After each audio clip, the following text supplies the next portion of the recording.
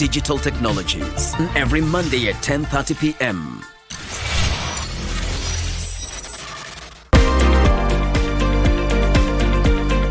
Kenyans, I want to take this opportunity as the Cabinet Secretary for Health to invite you to Kericho County on the 20th of October, where His Excellency the President shall be launching officially the universal health coverage. Come and witness over 4,000 community health promoters from across the county. They'll be showcasing what it is that we have been able to put together as a ministry. Welcome, Kenyans.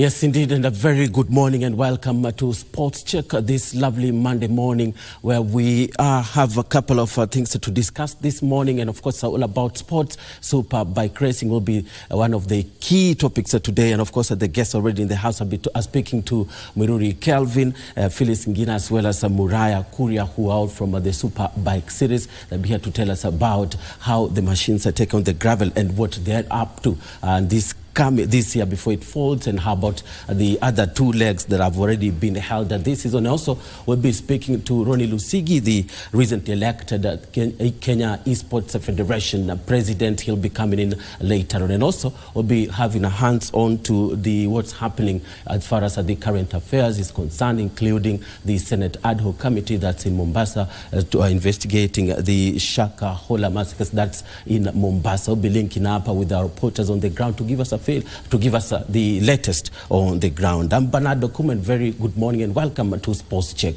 Karibuni sana Muraya, Phyllis Ngina, and Mwiruri Kelvin. Let's talk about, Phyllis, you could begin by just taking us through the Superbike series and how it's been, the season has been. We're talking about 2023. Okay, so for the 2023 season, we've had 3 races so far. So the November 12th race is going to be our 4th round. So far it's been a very exciting series. So we have had races come in, race for the championship point. So in each race you get a few points and they're accumulated, and at the end of the series now, at the end of our 4th race, we will be accumulating all of them to find out who are our champions for the year. Yeah. It's Muraya, lovely, you could tell us how the season has been for you. Have you gotten enough points, and how would you evaluate the season so far?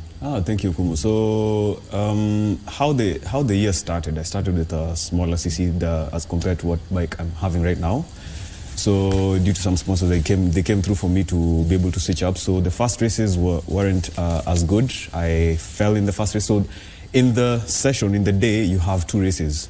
So the first race is in the morning, the other race is in the afternoon. So the first race I fell, and then now eventually I ended up with 9 points. So the second race was good. I was able to get my first podium.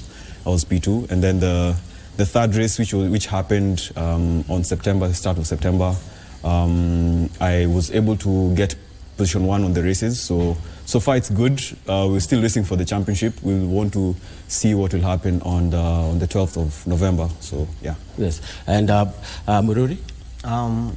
For me, I'd say it's been interesting. It's been a bit hectic because you find you switching positions, but luckily I've been able to get a podium on the 3 races. So on the coming on, I'm also looking towards the podium, and hopefully I'll be top 3 in the overall series. Yeah. Yeah. Yes, Phyllis, and what's at stake as the season concludes?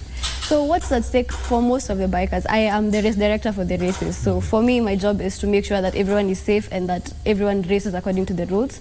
So mostly for us, it's very much building the sports. And for the racers, it's having that accolade, knowing that you are the fastest, or you are faster than everyone else on the podium, or you're faster than everyone else on the track. So we have 4 categories right now. We have the Sport 100, which they are racing in. We also have the Sport 300, Super Sport 600, and 1000. So you see that the bikes go higher in CCs, the 100, 300, 600, 1000. So the higher you go in CC, the more competitive it is because the faster the bikes are. But you see, even in the smaller categories, it's still, there are more people. So everyone wants this point and everyone wants to be known as the fastest racer. Yeah, and it's a lot about the adrenaline and the community ship that we are building. Yeah. Yes, and what decides where to feature among the 4 categories? It depends on what CC your bike has and what power it produces. So as you can see, the bike that we have here is a RC200. So it produces less than 200 cc's. So it needs to be in the 100 cc category. So it depends on what bike one has. So I encourage everyone who's out there and has a bike if you use it to commute, you can come bring it on track and we can see if it can race.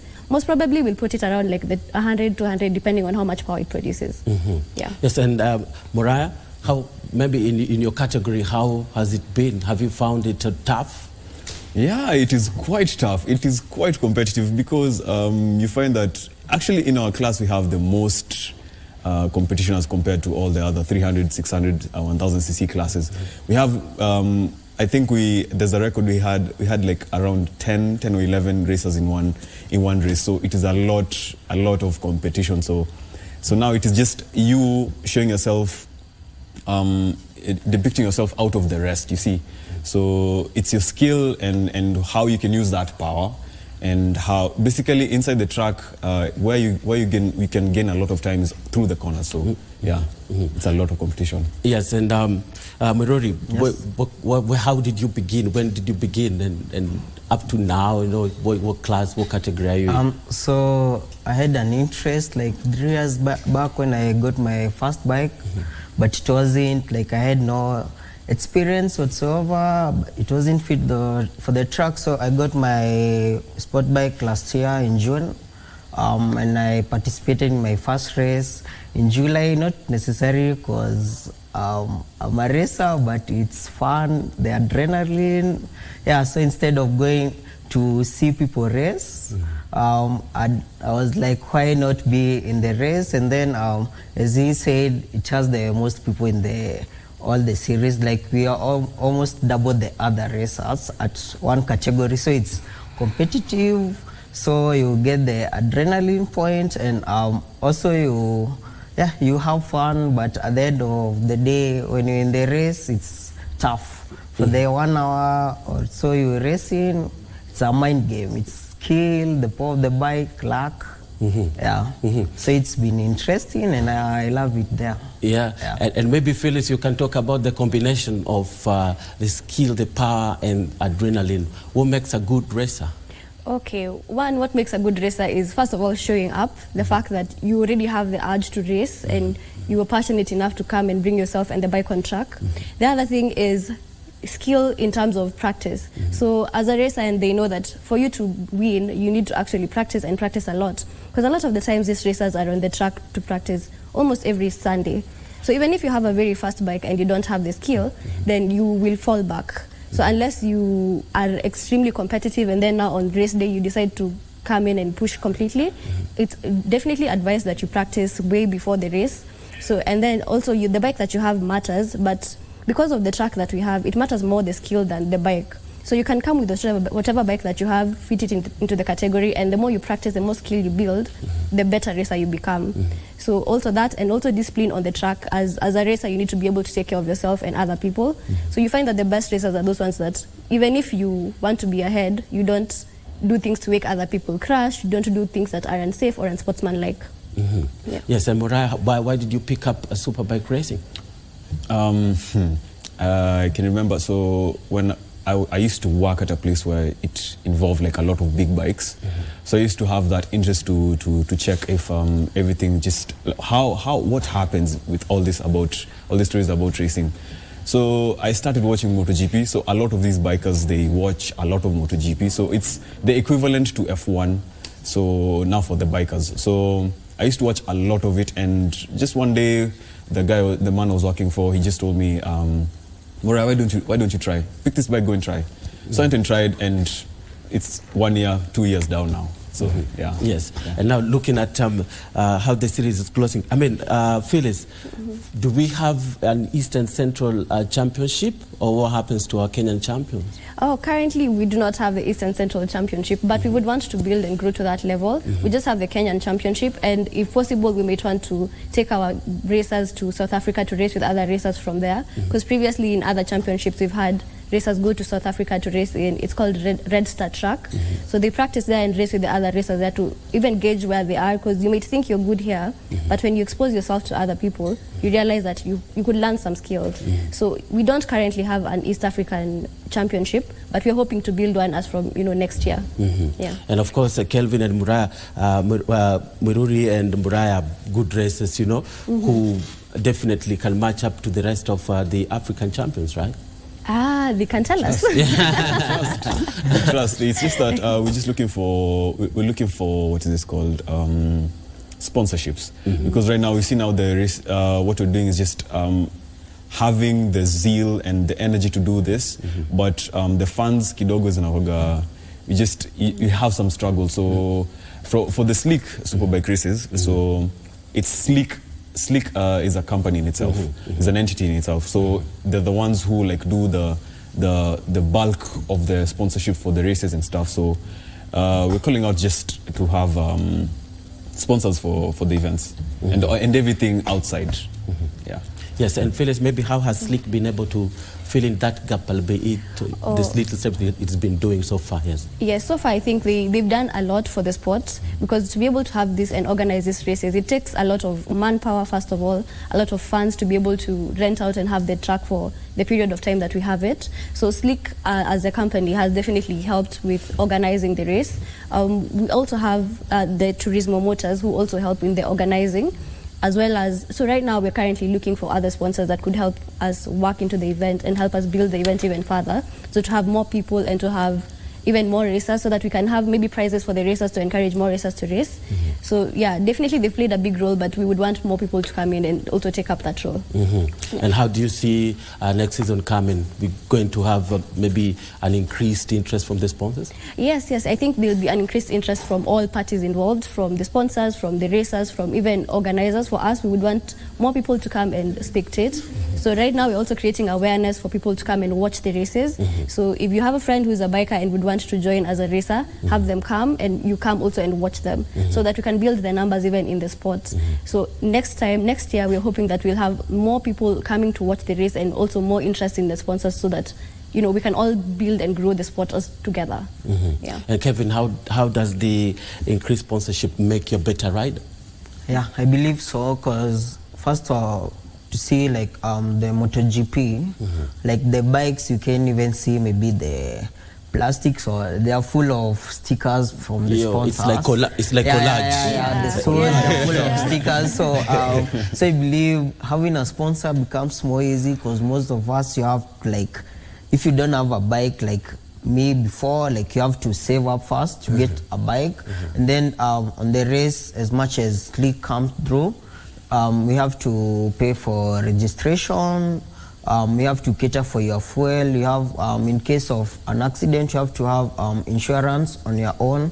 So I believe having a sponsor counts much, eases up the burden on the rider. And then maybe, Mora is an experienced rider than I am, because he's been in the sport for long. I believe he shouldn't be in the same category as me. So if he gets been saying maybe you planned that out. Maybe let me plan that out. So I believe if he got a sponsor to get a bigger bike, I believe he'd do much better even on the higher CC, and then that would create more space for an upcoming rider not to feel threatened, because so I believe sponsorships help much as most of us are self-employed. Maybe we don't have enough time to go to training, but having a sponsor helps on the burden, I believe, so, and makes one a better rider. Yes, and maybe you can just tell us, Mora, you can put a picture when we talk about the cost, of racing. What are we talking about? Okay, so for you to prep yourself well for a race, you have to have good drive set. So now drive set is how you transfer the power from the engine to now the wheel, and you have to have good clutch plates. Now that is how it transfers the power also from the engine to the wheel. So you have to buy tires, and tires are quite expensive. You can get a full set for tires for a bike like this that is here, the KTM. You have to budget for about 30,000. You have to have enough fuel, and fuel is about, given the case as you're having about the fuel prices, you have to have like about half tank of the bike with fuel. And also what else? A lot of it is very involving in terms of like how, and also suits. For you to get a suit, you have to have like a budget of around 30 to 40,000. A helmet, a good helmet like these that are displayed here, they cost about 25,000 and above. But for the better ones, for the best ones, cost like around 80,000 and upwards. So, and the gloves, you can get some for about 10,000 bob. Boots, you get for about 30,000. It's quite involving in terms of the financial aspect of racing. Because you see now, when you get into the track, you have to be protected. You have to have a good helmet.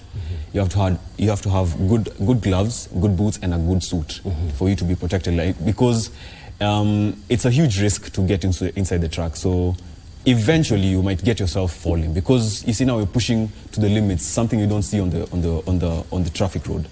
So pushing the bikes to the limit. So for you to be able to push the bike to the limits, you have to have insurance, and insurance in yourself is you have good and appropriate gear. So yeah.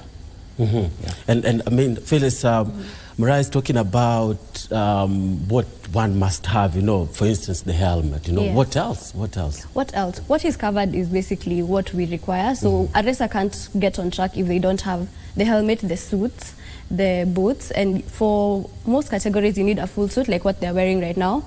You said it's about 40,000, but I would say that is maybe if you go to Gikomba, if you go to Gikomba, their suit is 40,000. But usually it's upwards of 70,000 if you want to get a new one that works. So they also have armor on the suits. So that armor is rated CE level, at least level 1, but we recommend level 2. So you see, with all this cost, whatever he said is basically covers everything, but you realize that the costs accumulate. So if someone is joining the sport without knowing anything, they may not be able to race if they are low on funds. Yes, and of course the series, how would you term the series so far? Has it been, it's not so new, but has it attracted the traction that you expected? Yes, I think it has attracted the traction that we wanted, and especially now the beginning, first few races, when people did not know what to expect, so they were very excited, and now we're getting to the point where we're about to close the season, and we want people to come through with the same energy that they've been coming with. So they come, they support, they cheer, and especially for the people who have people inside the racers, the people who know the racers, so they can come and cheer on their fans and the people who they know. And I also recommend that anyone who's not attended a race before, that they come for the race and see what it's about, because you never know where your interests lie. So yes, so far I think yes, it's matched up to our expectations, but we also want it to grow far much bigger than it is right now. And Miruri, has it been the adrenaline only? No, as she said, you have to have a set of acquirements before you join the race. So as much as I go to enjoy myself, it's more about discipline first, because as a racer you have to respect the other racers. There's some stuff you can do on the race to put others in danger, and also commitment, because you have to keep practicing every day. As much as it's adrenaline, there's other aspect. It improves you to become a better person, competitive wise, and then discipline. You have to be committed, because as she said, you have to keep training. Even if you have a nice bike and you don't train as much, it won't help you on the track. So it is as much as helpful to be committed. Another thing is some of us riders use it as a mental health. Instead of going to see a therapist, we use our bikes as that. So so as much as you're racing, maybe you've had a hectic week, once you get on the track, you have to keep your mind on the track, because if you veer off, you might crash. So after the race also, you find like you have a better feeling, like the adrenaline comes with the wiping off of the mind. So the stress that you had for the week, it's gone. So you leave the race having a better week. Even if you don't win, you've had a good time. So mental-wise, you become very free. I saw Phyllis and Mariah nodding as you picked on. Very true. You picked on. She picked on mental health. Yes, Mariah. It's very true. So actually, you see now, when I pointed out that we push the bikes to the limit, so the escape, like when you get yourself pushing the bike inside the track to the limit, it is an escape. You only focus on your next corner. You focus on how fast you're going, how you're taking your corner. It's a very good escape. We encourage anyone who's looking for a mental escape. We encourage you to get into bikes. You might fall a bit. You might get some stress after you fall. But the good thing about biking is when you fall is how you get back. You get back on the bike. That's the good thing about bikes. So I've fallen a number of times. I have some battle scars on this suit. So it just shows that I am willing to still do it. Yes. Phyllis? Yeah, for sure. I think the mental health aspect is why even we all became bikers in the first place, because there's something so different about being on two wheels and it's just you and the track and it's just you, and even the ones who are not on track, even if it's just you and the road, there's something so calming that comes with, you're not, as you said, you're not thinking about anything else. It's just you and whatever is in front of you at that point in time.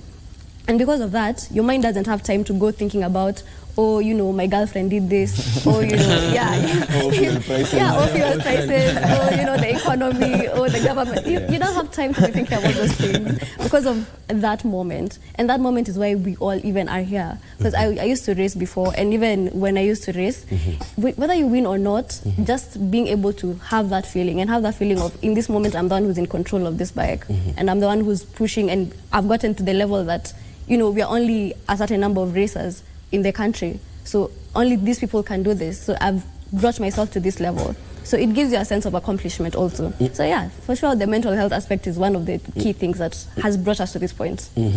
What satisfaction did you get before you got into managing the races? First of all, at that time, being one of, I think, only 2 female racers, knowing that I'm doing things that not everybody does, and knowing that I'm showing up in spaces that not everyone is in and representing the people who look like me, other women and other people who are other young women especially, and knowing that even when I show up, I'm encouraging someone else to do something. So that's definitely a sense of accomplishment. Yes, and Mariah? About you see now, as she has pointed out, that we have ladies at the track, which is very interesting to see these ladies push that fast inside the track is quite interesting. It's a sight to see. We used to have like a number of ladies on the track, about 2 or 3, but some of them, I don't know, maybe they got greener pastures, they had to move to somewhere. But the ladies that we have inside the track right now, they're about, how many are they there? It's actually one, I think. It's one. It's Joy Nkatha. It's actually one. It's Joy Nkatha. So she has a big bike. She has a 600cc Kawasaki. So for what she's doing, she's making history. All these ladies who have been at the track, at Whistling Morans, where we go for our track days in our races, they make history. We know that in the future, people will be looking back and they'll be saying, I used to know Ngina. Ngina was the one who was racing. I used to know Joy. So it's a sight to see. It's something very interesting to experience. So yeah. Yes, indeed. And looking at what will happen in November before the season closes, right? Do you think that it will match up to your targets? Yeah, in terms of achievement. Yes. Oh, yes. I believe so. I trust so. That's why, actually, as I'm speaking right now, yesterday we were at the track. I had a very long weekend, so I was struggling a bit to do the practice. But you see now, it is basically, as Ngina pointed out, it is basically your consistency that speaks out how you're going to perform in the oncoming races. So it's something that is very involving in terms of your mental and your physical state.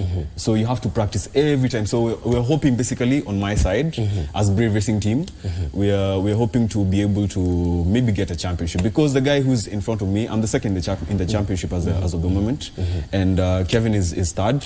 There's the first guy is called Jeremy. So, and funny enough, let me point out, Jeremy is 15 years old. Yeah. Jeremy is 15 years old. So, and he's already doing championships. It's very interesting. It's something interesting to experience. So we're hoping, even though he's my teammate, I can be able to pass him on the final races. Yeah, you'll upstage him at the end of the championship. Yeah. And Kelvin?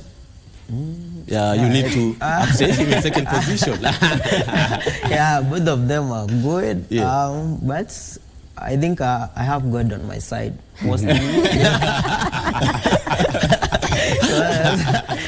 Sometimes I can't explain how I find myself on the podium. I use my bike for commute. Them, they go to the track a lot, but myself, I use the normal road. So I also watch a lot of MotoGP. So basically translating what I see on the track, that's what I depend on mostly. And I think I'm a good racer too, because the podium, as much as it's luck, defeating like 7-8 guys also takes a toll, because we all have bikes. Some of them have better experience, but I think hopefully the way I've been finding myself on the podium, I think I'll finish fast. The inspiration looks like it's coming from Makueni.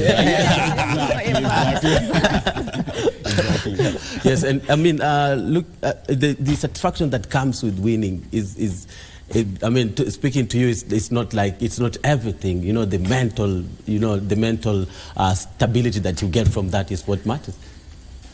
It matters, because right now coming here, you can say it's raining outside, but you are here smiling. Like you can say it's like you slept here. So I think at the end of it all, you look at the goal. Yeah, like what is it in for me? Because you can stay at home. There are people who don't ride their bikes, but there's a reason. First, you bought a bike. There's someone who just bought a bike for fun. But I believe for most of us, it's about getting out there and making yourself someone. Because at times you just stranded at home, you don't know what to do, but you just switch your bike on, take a new route, and you find yourself a destination where you hadn't planned. So mental-wise, I believe it's something positive for every rider who's got a bike to just go out there, have fun, take care of themselves. Because also when riding, you have to be careful. So it's not always about you. When you are on the road, you have to look out for other people. Yeah. So I believe it's for everyone to check out on themselves and Yes, and Phyllis, I mean, looking at the quality of the race, of the basically the track, right? What kind of I'll say challenges or obstacles do you put in to test their mettle, to test the racers' mettle? Well, my job is not to test them. I'm a very neutral party. My job is just to make sure that the races go as they are planned to go.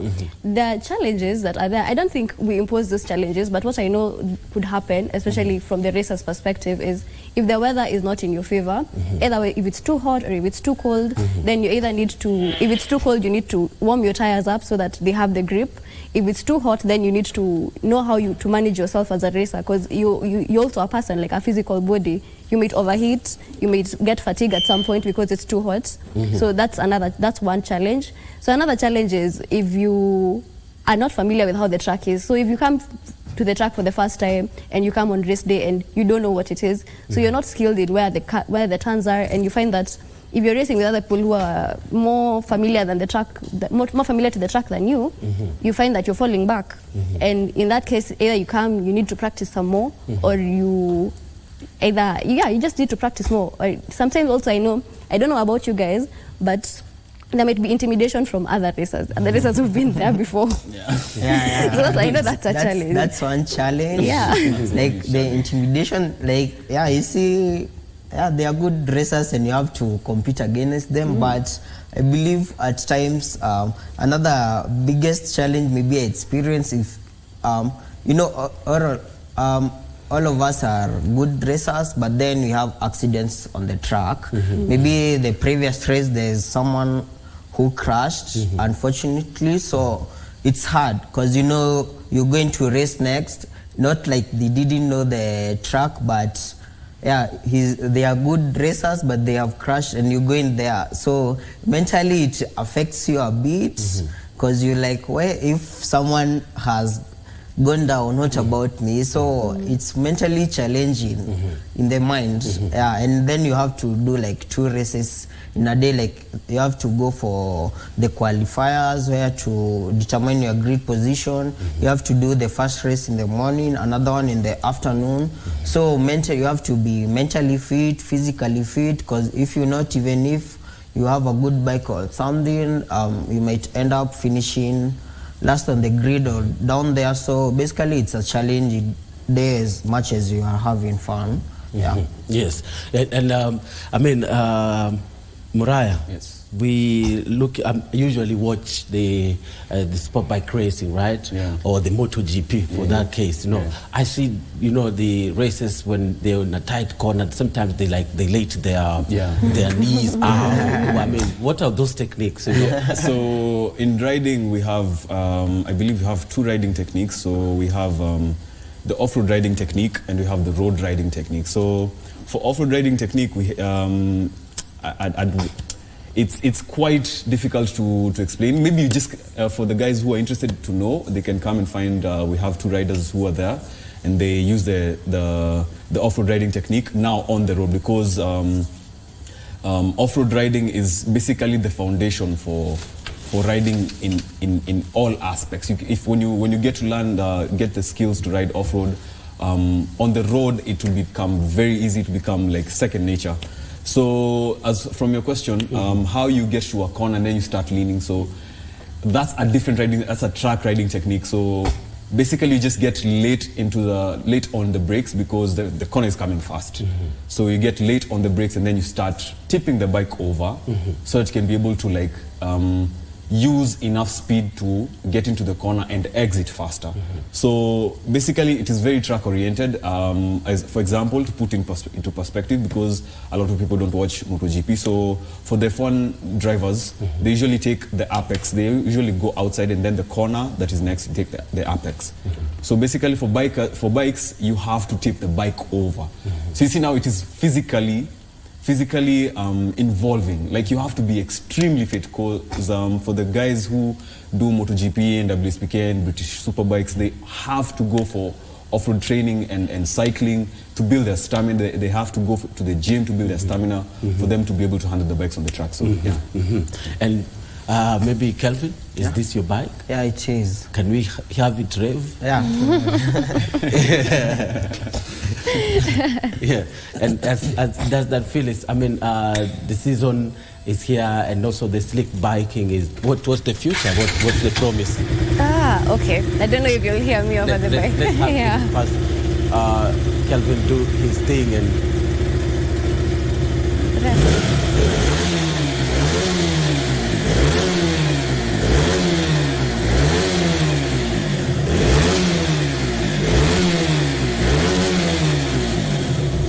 So Kelvin, up to what speed can you go for? Mostly the maximum I do because of the CC is 150 on a highway. Yeah, but basically on a normal riding, you just do 100 because you have to be on the lookout.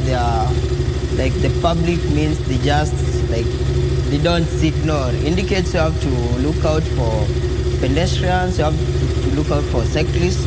So on average I do 100, but on highway you can hit 150 or upwards. Yeah, Southern Bypass, Dika Road, yeah. But on a daily 100 maximum. Yeah. And on the racing track during the competitions? Actually, so on the racing it's not about the speed because there's a lot of corners. Yes. So you might crash. There are sharp corners, some going downhill.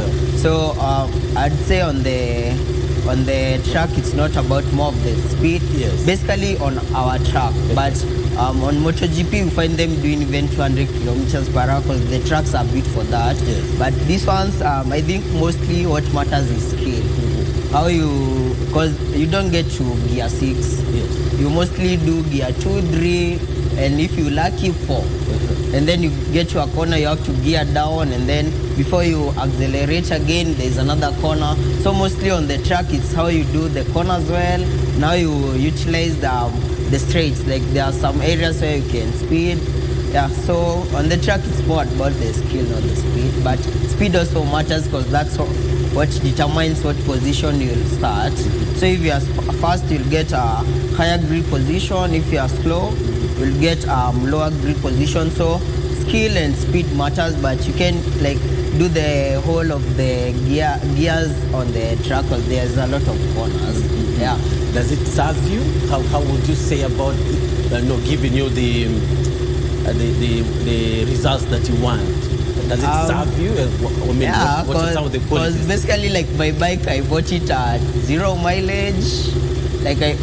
So it cost me a bit of money. So I'd say for that, I always thank it when I see my trophies in the house. I was like, yeah, this was money well spent, and somehow it gives me an edge over the other guys because you might be a good rider as you said, but you don't have a good bike.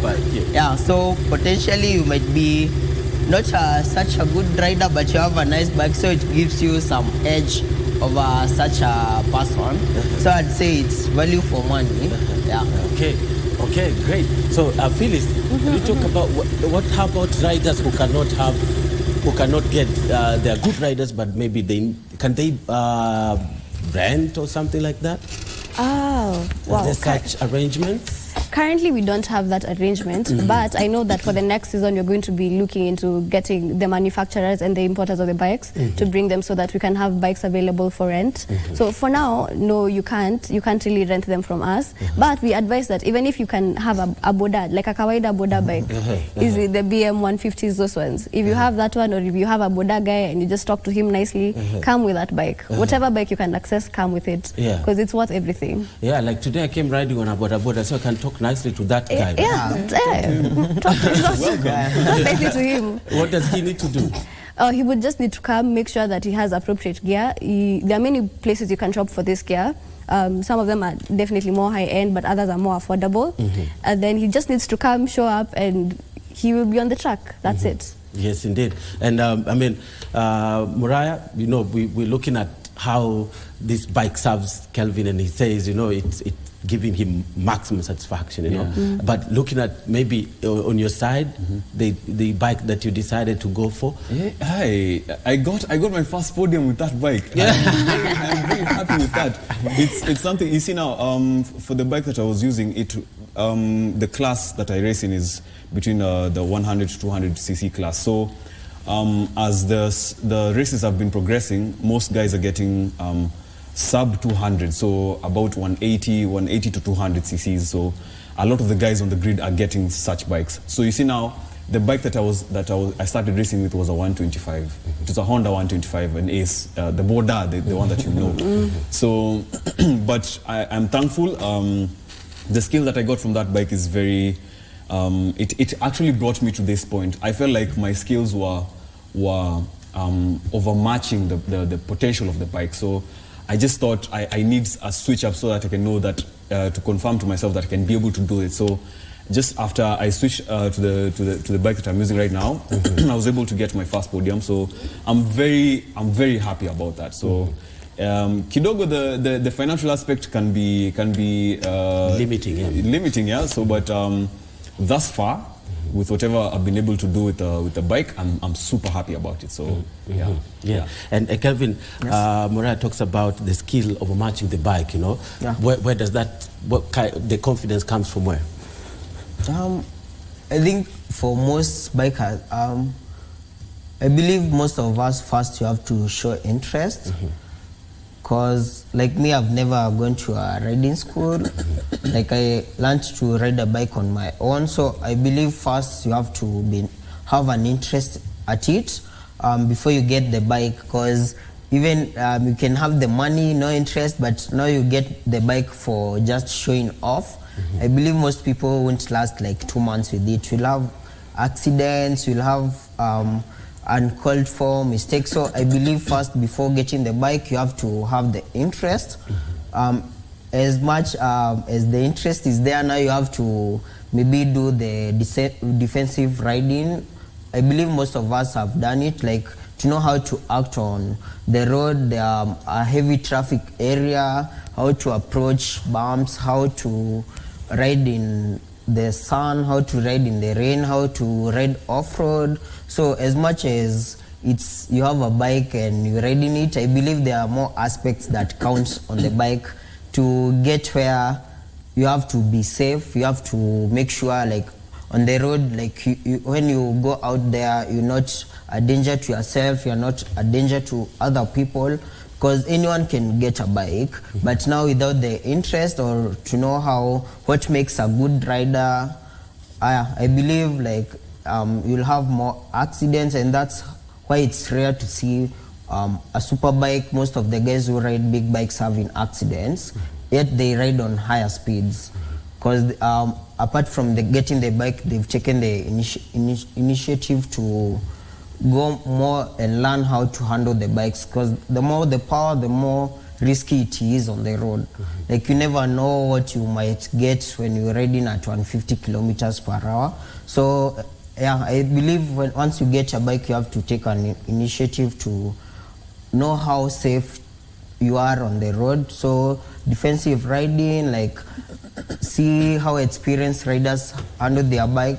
Also see how the manufacturers have put the safety measures on the bike, because like mine don't have the anti-braking system, but even if I do higher speeds, I know how to brake it. But the bigger bikes, most of them come with the ABS system, like you can move from 200 to 100 kilometers per hour in seconds. So there are many factors that makes you a good rider. So depending on the bike, you know how to handle the bike, how to make it safe for you, yeah, and become a better rider. Actually, to top up on that, yeah, sure. To put into perspective, for a bike like this, it's about estimated like around 150 kilograms. Yeah. So for the big bikes, for example, now Joy, the 600cc bike that she uses is about 200 kilograms. So for you to be able to, this is in the aspect of respecting the bike. So for you to be able to stop that bike at 200 kilometers per hour, you have to have a lot of skill, because the initial effect of the power that you're gaining while you're throttling up, and then now for you to start braking, you have to have good brakes. You have to have the skill to be able to modulate your braking. So it is quite involving, because all these other big CC bikes, they're very heavy. For you to be able to stop them in time, it takes like a lot of skill and a lot of respect for the bike. So True mathematics. Yes, indeed, Phyllis. I mean, we're talking about how we can make the sport better, Yes. and maybe the importation of the spare parts and all that has been one major factor, has it? Yes, it has, because I know it's hindered most of the racers from getting certain types of bikes, because you don't know if you get a certain type of bike, if you'll have enough parts for it, or if the parts, you can get the parts, you can import them, but maybe the duty will be charged so highly that there's no point of getting that bike. So you find that maybe people struggle with what bike to get, because they don't know if they can access the spare parts, or if they can access them, they are very expensive, or they are very expensive to buy and very expensive to ship and to pay duty on. So if I don't want to do Serikali's idea, but if the government could try and look at how to support the sports and this motorsports ecosystem by trying to help us with the duty and trying to help us with the regulations that come into purchasing and buying these spare parts, it would be really, really helpful for the racers themselves, and even for us as the organizers, knowing whether we can buy bikes so that people can come and race them. So if the systems were easier for us, it would be easier to have more people access the sports. Yeah. And maybe talk about how, let's say, slick superbike racing, right? How does it help in upgrading the bikers' skills? You know, Kelvin talked about there not being a school or something like that. Yeah. What I know Slick has done for sure is to create a community of racers. So what happens is that they will encourage people to show up on Saturdays and Sundays to practice on the track. And many times I know they've also catered for the costs of the track, because even that practice, the practice days, you pay to be on the track, about I think 1,500.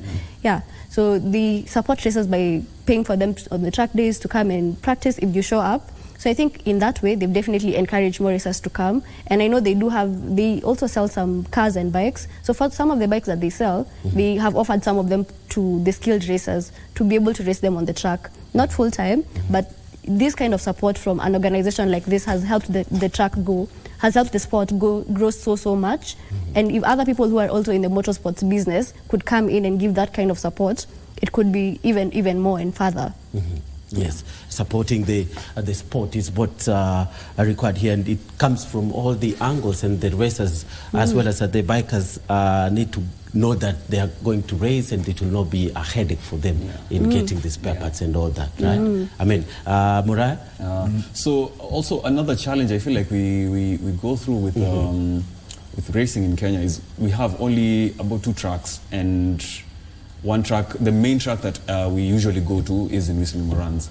So you see now we've been using the track for a number of years now, so we're looking to get ourselves to expound our skill with different tracks, so that because the track that we're using is it's a go-kart track, so it's quite short, so it becomes cumbersome for the guys who are on the 600 or the 1000cc classes.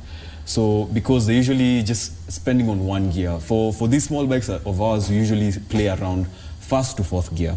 So for the big bikes, because they have a lot of power, and they just use one gear inside the track. So we're also looking towards seeing if we can be able to get ourselves to get another track. We don't know how that will happen. Maybe it might come into the future, so we're just hoping that will happen in the near future for guys to be able to experience like in a different place, so that we don't have to have costs to go to South Africa just to have a full experience of a full track. So yeah. Yes, and Kelvin, has it been, how has the Whistling Moran track made you a better rider? I'd say it's the best we have right now. For me, it's the only track I've raced in, so I'd say like I've get used to it. As he said, it's a small track. It's cumbersome for the higher cc bikes, because before you hit, like gear 1 gets you to 100 kilometers per hour. So before you go to gear 2, the corner is there, you have to maintain. So basically, yeah, it's cumbersome for them. But I'd say, as much as he said, we are planning to maybe have a bike track in future. I'd urge maybe if the government comes through, because I believe there's Brad Binder in the MotoGP. He's the only African in the MotoGP riding a KTM, and he performs so well, because I believe when he was a bit younger, he maximized the use of the track in South Africa. And then you see, as much as he gets the glory, he's South African, so you have to say he's from what country. Yeah, so I believe the brands come through for him. He's a big name in SA, he's the big name in the MotoGP. So we can do it on ourselves, because most of us are still young. We are still growing career-wise and stuff, so you can say like we have a big land where we can buy. But if the governments come through, I believe it can be a big help to us, because they have the land, they have the resources. There's the Ministry of Sports, because if I believe some of us make it on ourselves out there, the government would like to be associated with us. Yet for the bigger time, like I've never seen a government official come even watch a single race. But if someone luckily enough went there on their own and performed better, like at the airport, I believe there are some guys from the government who would like to show like he's one of us. Yet all through the time, there's no one who's come to support us. Like even offer some voucher, because there are, especially on the big CC, there are some good riders.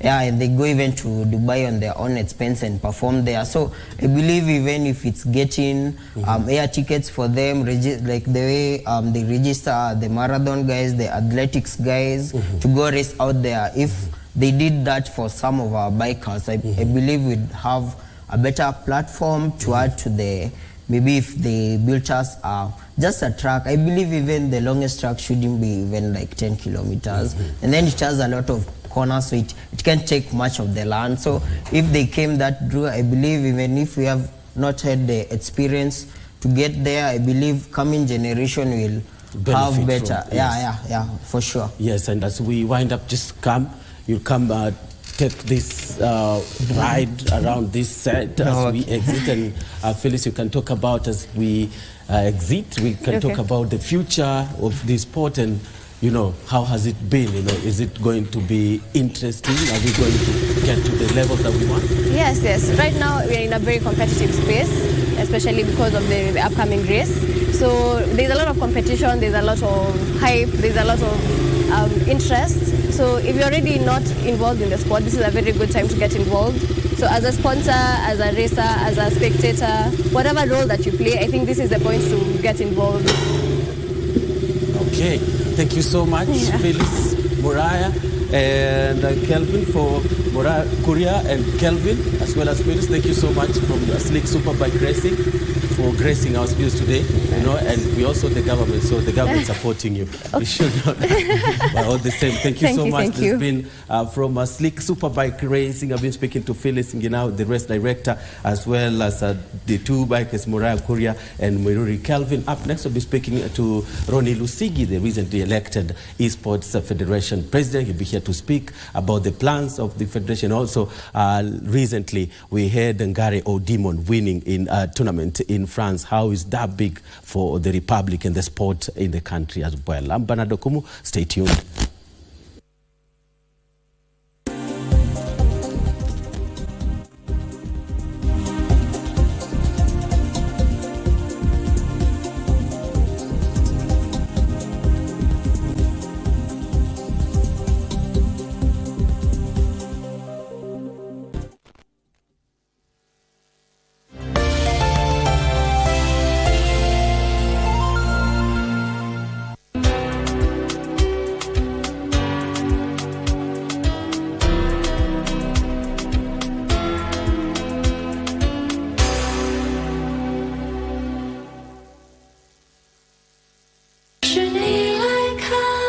If that were the case, then why would Mr. Han talk you into joining us? Is it because I chose to promote Lu Yining, and because of that, you won't be honest about the problem? Do you really think that I'm some kind of sick deadbeat? Huh? I'm telling you, I'm going through a really rough year, you know that. I understand, My company is... The truth is...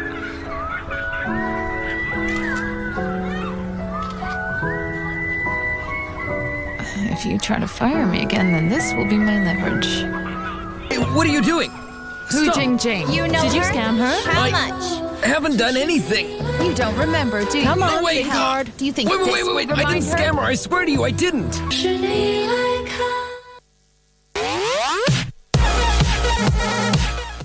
These are the moments we live for every Friday as we catch up with the world of football.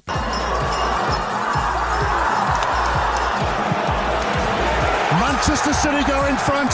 With your favorite stars in rivalries like no other that keeps you on the edge of your seat. Learn a few tricks that keep you ahead of the game and spice it all with unforgettable moments on Dunda Dunda. On Saturday, you're in for another treat as we rock your weekend with all sporting disciplines, bringing you insights on what's happening behind the scenes as we share players and athlete stories, preparations, and celebrate their achievements. Charging to the line! Is it going to be a world record? Yes, it is! She smashed it! Whatever angle you look at, we've got you covered. KBC Channel 1, your true sports partner. Are you insane, Olga? What are you playing at? You haven't interested me in a long time.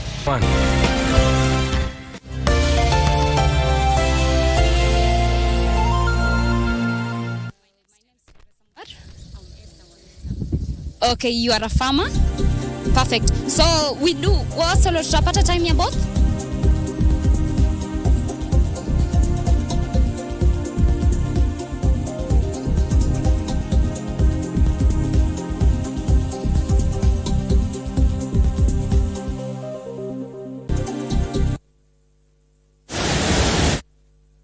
And we just spoke to the Superbike races of time to also engage another gear, that's the esports. But before we speak with Ronnie Lusigi, the president for the Esports Federation of Kenya. Let's look at what's making headlines elsewhere. That's in the world of news, where we have Teresia Mutai. She's in Makueni, where Kenya is the celebration set to mark World Food Day is ongoing. Yes, Teresia Mutai, tell us what's happening in Makueni. Well, hello there, Okumu. We are coming to you live from Makueni County. It is very hot today, but yes, we are here for the celebration of World Food Day. And this is a semi-arid region. There is a lot of greenery behind us, millet. And we are trying to find out how is it that in such a hot, semi-arid region, do we have such greenery? So we are linking up with Rebi, Dr. Rebi Harawa, that is the director for ICRISAT. So Rebi, tell us about the theme of this World Food Day, and also why millet? The theme of World Food Day 2023 is water is life, water is food, leave no one behind. This resonates with the work of International Crops Research Institute for Semi-Arid Tropics, ICRISAT, our organization, which is actually promoting crops like millets, sorghum, which you are seeing here, crops that are resilient to droughts, crops that can grow even when you don't have enough water, but a farmer can be able to harvest. So this year's theme is where we are showcasing the improved varieties that ICRISAT and other partners such as CARO we have developed in countries like Kenya, across Africa, to make sure that farmers are able to diversify their food production, not just one crop. So they have options for sorghum, millet crops like you're seeing here. It's very dry, but they are able to harvest. We have other crops like grain legumes, pigeon peas, groundnuts, again, very resilient to droughts. Farmers, they can still feed their families and get the excess production to markets.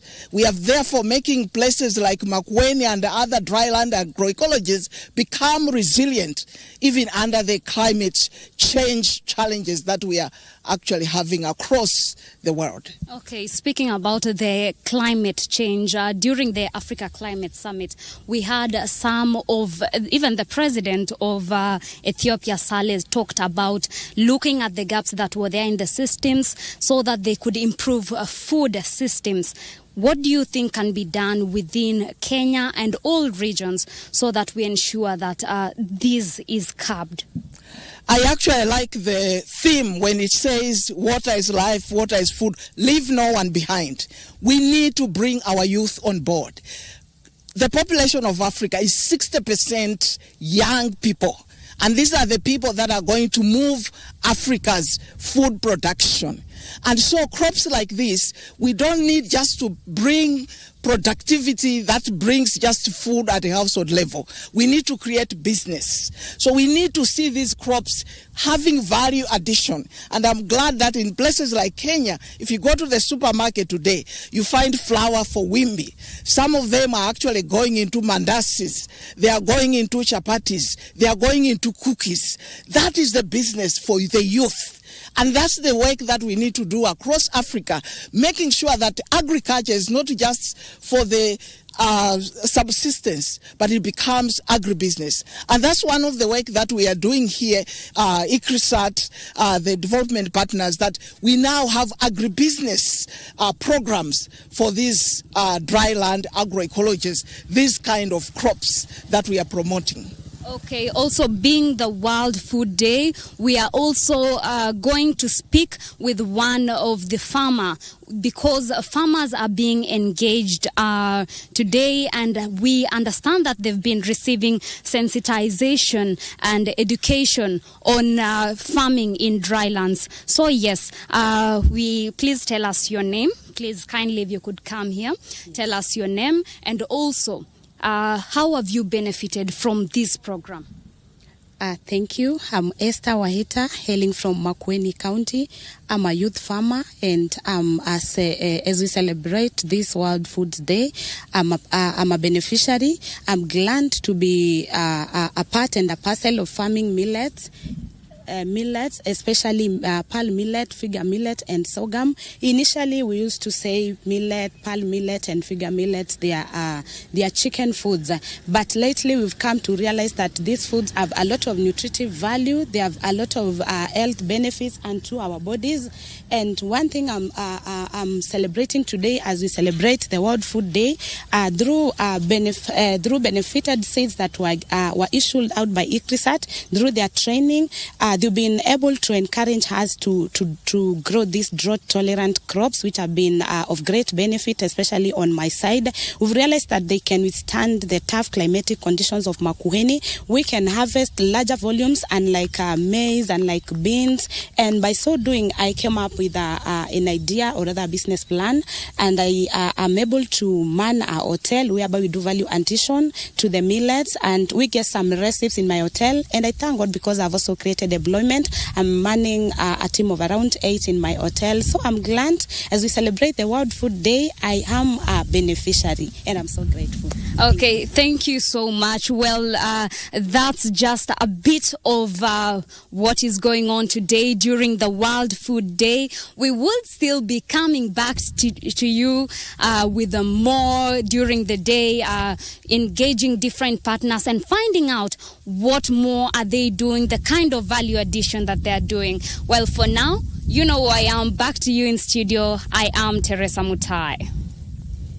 Well, thank you so much, Teresa Mutai, reporting from Makueni, where the country is also marking the World Food Day, and spoke to some of the farmers and those who are behind the works of ensuring that the country feeds itself, and of course the nutritious food, so meals in the country don't get extinct. But there's still great seeing the sorghum plantations in the background there, and of course it's all about having such nutrition for the population.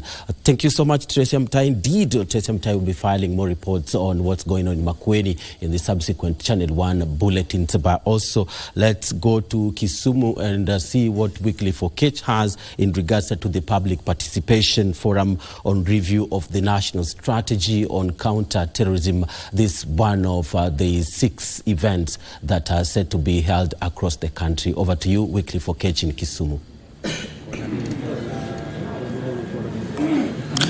Well, thank you so much, Bernardo Okumu, back in Nairobi. Like you've rightly mentioned it, we are coming to you live from Kisumu on this Monday. We are talking about combating violent extremism in the country.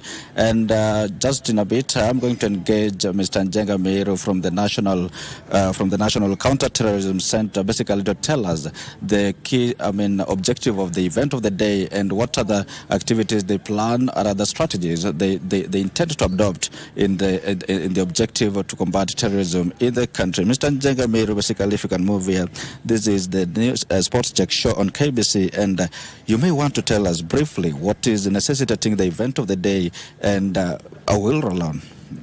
Thank you very much. My name is Njenga Meiro from National Counter-Terrorism Center, and we are here today to review our national strategy to counter violent extremism, which came into place in 2016. And this strategy basically acts as a guide on how we are supposed to coordinate our measures and our processes in countering violent extremism that is conducive to terrorism. And basically, because this strategy has been there for the last around 7 years now, we felt there is now need, in view of the fact that violent extremism keeps evolving, is very dynamic, and therefore we cannot remain with a static document. So the document is live, and therefore we want now to update it, and especially we need to get feedback from the members of the public, who will also be interacting even beyond this sitting with our virtual platforms, so that we can get those feedbacks, and especially the practitioners in this space. We have many practitioners, our colleagues in security, our colleagues in the non-security departments, both national and county government, members of the civil society organizations who have been doing a very good job, members of the media like yourselves, who have also been doing a very good job, and everybody else, private sector, religious leaders, and everybody. So this is basically what we are doing, and this is just the beginning. And if I may just ask, what are some of the avenues that promote violent extremism, and what is the center going to do, to close those avenues?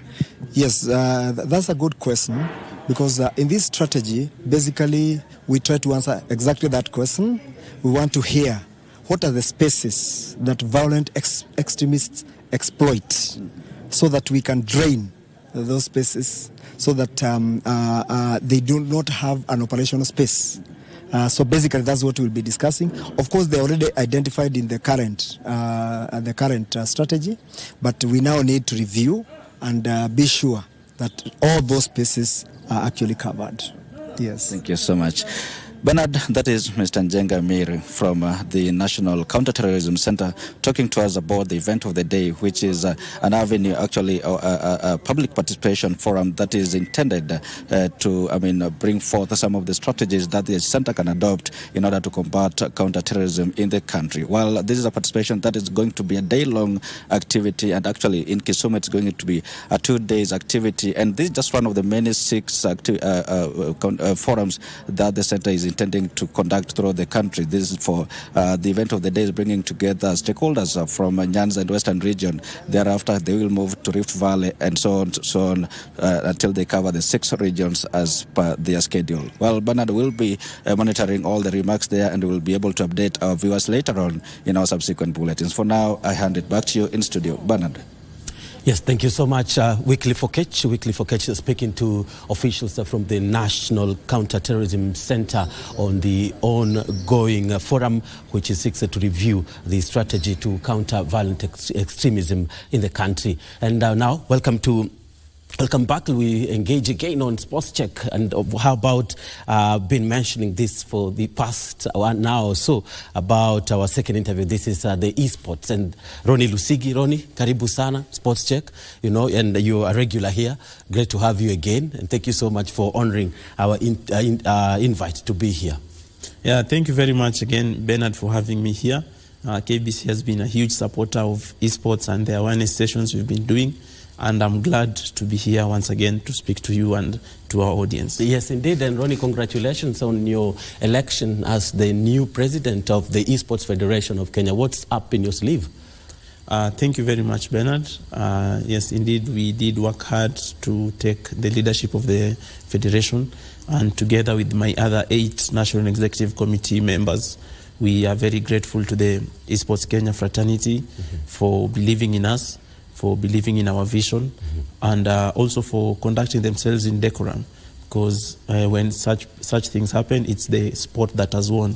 It is esports that has won. So up our sleeves, first of all, of course, is consulting with all stakeholders, consulting also with policy makers, because esports with its nature, touching on ICT a bit, we need to consult also with the policy makers just for them to understand what we are doing, and consultation with the stakeholders within the esports space. Those are the players. That's why in our National Executive Committee we have athlete representative. Those are the esports clubs in our country, just to ensure that they are also in line with the regulations of registering sports clubs in our country. Those are esports tournament organizers. I've been a tournament organizer for 2.5 years. It's also just to protect those tournament organizers and to give them an enabling environment for them to organize these tournaments, but also to ensure they do that within the precincts of the law that we are accustomed to, and just to generally protect the entire space and to offer an enabling environment our focus, although we are a governing body, our focus is not on governing, our focus is on facilitating the space to grow, to have the enabling environment for esports to thrive in Kenya. And has, talked about the policy making, has the players, the game out, is it outrunning the policy makers? Who is faster? Who is moving faster? I'd say esports is a fast-paced sport, as you've said, being digitally centered. I'd say we need to catch up. We need to catch up and to come up with mechanisms that ensure the policies that we put in place are not policies that are cast in stone. They are policies that move with time. They adapt the constant movement and advancement of esports as a sport. So for us, as you've said, I'll just say the players are moving quicker, and now the challenge is on us to find a way that we can facilitate them to move even quicker. As I've said, our focus is being an enabler. So how can we enable them to move even faster than they are moving right now? And the greatest stride that the sport has taken maybe in the last 1 or 2 years, Kenya, the team going to the Commonwealth Games, it was an exhibition event, but still it was a huge milestone for the sport. Yes. From a Kenyan perspective, I can only say the present and the future looks bright, and I think things will get brighter. You've mentioned rightly so. We sent a team to the Commonwealth Esports Championship in Birmingham last year. We sent a team to Istanbul for the Global Esports Games. We sent gamers to Lagos for the African Championship. We've sent Eric Dimon to France now twice. Last week he was able to come out on top of the Maison du Monde Cup in Paris. We've had one of our gamer, Mikey, play in Romania just in July. He was able to finish in the first 32, and it shows you that the potential is there and the space is also opening up. We are seeing more and more international organizations organize Pan-African and international events. So the number of tournaments are also coming up thick and fast. And then I say align, that's why we need to align. We need to start preparations. As we speak today, in December, we have the World Championship in Saudi Arabia. So the National Executive Committee will be meeting tomorrow morning, just to set up an organizing committee to ensure that for these 2.5 months, they can look at after the issues of player welfare, player preparation, and just to ensure that the country is represented in the best way possible. And what has been the catalyst for Kenyan gamers recently in the championship that you've mentioned, the tournaments that they've participated? Like they're hungry, they're out there looking out, or where can we go? How, I remember when you did the trials for, you were selecting a team to go to a championship in France, the Ligue 1, right? And there was a huge number of entrants at Alliance Francaise. What would you say has been the catalyst for the interest of the sport? I think the video gaming is part and parcel of our Kenyan culture. And then being the tech capital of Africa, you'll expect that everything digital will excite the youth in Kenya. So the hunger you are seeing there is because we've had a strong video gaming culture that gave birth to now competitive gamers in the esports space. And what has been lacking has been the opportunity. That is why anytime you hear there's a competition, you'll see that huge turnout. Because we've had, even myself, I'm not that old, I'm only 28, but if I could have gotten these opportunities 8 years ago, I will definitely be representing the country. So we have a huge talent pool, and now since the opportunities are opening up, that's why you are seeing people come out harder, people train harder. The competition is very, very stiff. Somebody may be number 1 today. In December, things have changed. They are number 10. So you are seeing that hunger because it is opportunity that was lacking. And we have a huge video gaming culture. I'm sure where you stay, in every middle income and even low income community society in Kenya, you barely walk 400 meters without meeting a small video gaming shop. If you observe in the matatu, you'll see people playing video games on their phones. So Kenya already has a huge video gaming culture. And that's why I reiterate that our role, our biggest role as a federation right now is to set that enabling environment, that foundation that can help us transit, because eSport is about now transiting people from casual gamers to competitive gamers. So we have a huge video gaming culture, and now opportunities are coming up. You will continue to see, you've not seen anything yet. You'll continue to see bigger and bigger crowds turn up for these tournaments. So wale wasiwetu walikuwa wanacheza Tekken, they can now become, they can take on combat and and play FIFA, right? Yeah, sure. Everyone who's talented out there should just check out. We'll also up our game in terms of communication to ensure we speak to the youth, we find the youth where they are and speak to them about this video gaming culture. And I'll also mention to you that the spectator side of this sport is also huge. You've mentioned the Ligue 1 competition that was held in Alliance Francaise, and checking our TikTok this morning, the final itself was viewed by over 190,000 people on TikTok.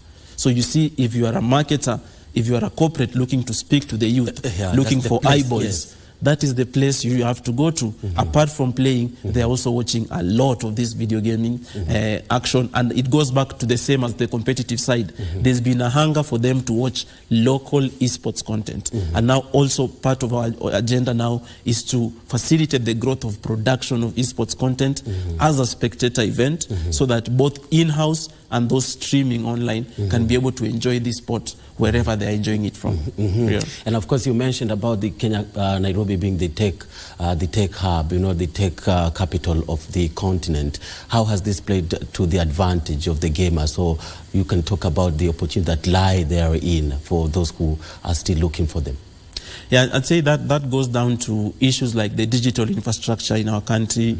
You see with the 5G, of course, right now it's in over 20 counties, but of course, there are selected hubs, but you'll see that in Nairobi it's more prominent.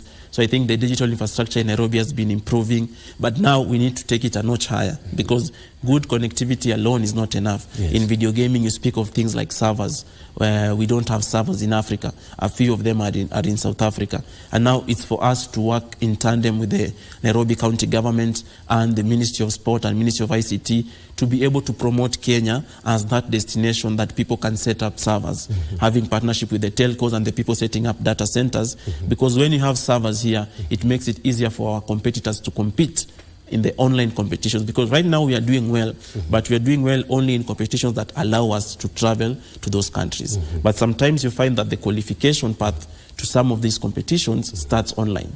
And when it's online and we don't have servers in our region, it means we play at a disadvantage. So us will be to work with the national and the county governments to promote Kenya as that destination that you can set up servers, to help understand the policies that the Ministry of ICT has placed there, to try and even incentivize, because you already have people like Microsoft, you already have the big tech giants picking Nairobi as their go-to place. So we can also extend that now to video gaming and see that we promote and invite the big video game publishers and developers to set up place here in Nairobi. Because when you have the server here, it will make it easier for us to host international events. It will also increase the demand because more people will be playing international competitions. It means more demand for video gaming equipment. It means more demand for smartphones, PlayStations, and consoles. It means more demand for the telcos in terms of data bundles and what have you. So it's a cycle, and I think we should really work hard in that space. And of course, recently the president was in the US and did meet some of the tech giants and the policy makers, those who decide on behalf of the world. So we hope that that will translate to ease your, for the game to grow. But now, looking at the federation, because one has to have his own console, one has to start on their own, how does the federation play its role there, coming in? Yeah, and just to pick in from where you started, it's very important to have the support of the national leadership in anything you do. You can see that translate very well, of course, in the AFCON bid, because as compared to our previous bids, we had a bid that the president was pushing. So I'm happy because at the launch of Talanta Hela, I had the Prime Cabinet Secretary spare 2 minutes to talk about esports. So I hope that... What did catch your eye or your ear in what he said during the 2 minutes? During the 2 minutes, I was happy that he was calling on the Ministry of Sports to open the door and to listen and to have a keen focus on esports. And when he says open the door, what did he mean as esports? What's he saying? I think we'll have to try and find him and help him ask for a cup of tea with him. Of course, now he also has the Foreign Affairs Ministry, which means it helps us in our bid also to use esports in terms of cultural integration, like was being done in France. But it's really important even for the investors' confidence when they see that the national leadership of a country is supporting digital advancement and specifically esports. Back to where you've talked about the consoles, and I think those are three key issues we are looking at: accessibility, affordability, and connectivity. We are doing quite well in terms of connectivity. We need to look at accessibility and affordability. And this is why, Bernard, we call it e-sport. It's electronic sport. And one thing that sport does very well is bring people together. When you speak about soccer, you never speak about everyone having a soccer ball in their home. Yes. But you speak about us having spaces that can bring people together to play soccer, or us having spaces that can bring people together to play basketball. Yes. So also as a federation, that is the power we want to tap into, because we know the issue of everyone having their console or everyone having their machine, their PC, is a long shot. But what we want to do is to work with social and corporate partners to have many more centers of excellence where people can come and play at a very affordable, if possible even free, in this video gaming activity. Because it's about bringing people together. It's a sport because people compete. It's a sport because people do it now as a team, electronic sport. So it's not, our focus is not on seeing everyone have their own console. Our focus is on seeing that we have an environment where we have centers closer to the youth, where they can come and tap into their talent. Because one of the challenges we have right now is that the centers that have video gaming shops in the country, and you can't blame them, those are commercial premises. Yeah, private They need owned. to look after their rent. Yes. They need to look after their tax. So if you just start telling them we want to use this space to grow esports, they tell you, hey, wait a minute.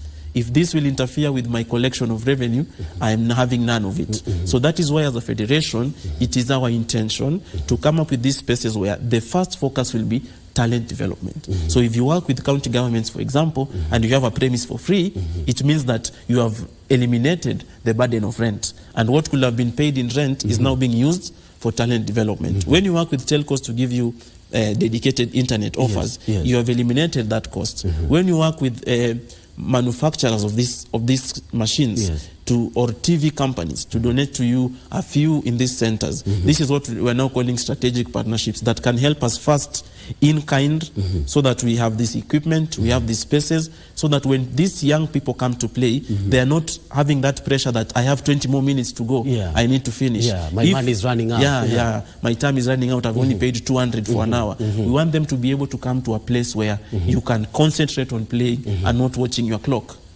And of course, we look at this with, the Ministry of ICT has been touring various parts of the country, establishing hubs, and maybe is this an option that maybe you're exploring too?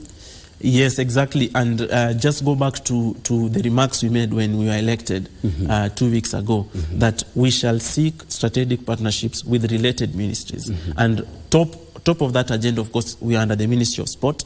It will be the Ministry of Sport, because they facilitated us to align with the Sports Act that enabled us to do the election, and now we are eligible, like any other federation, even for opportunities like Sports Fund and so forth. We also have now the Ministry of ICT, which comes in mind, as you've said. They are opening digital hubs. How do you use video gaming and the passion it has among the gamers to leverage on that? We also have the Ministry of Education, who have co-curricular activities. How do we leverage on the popularity of video gaming to have esports competitions in schools, in universities?